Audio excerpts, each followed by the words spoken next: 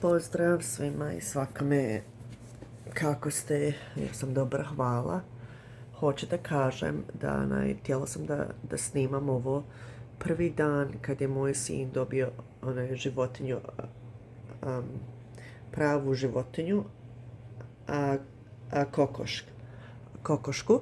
Dobio je kokošku, a neko nam poklonio to kao za moj sin da ima, za njega je bilo. Datum je bio kada je bio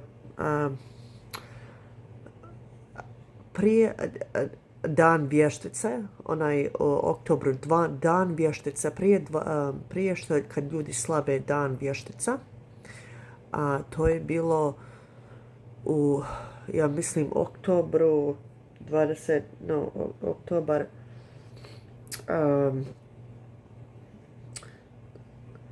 čekaj, 19. oktobra od ove godine, 2025. godine. Ovo je bilo. Yeah. Hello everybody, how are you?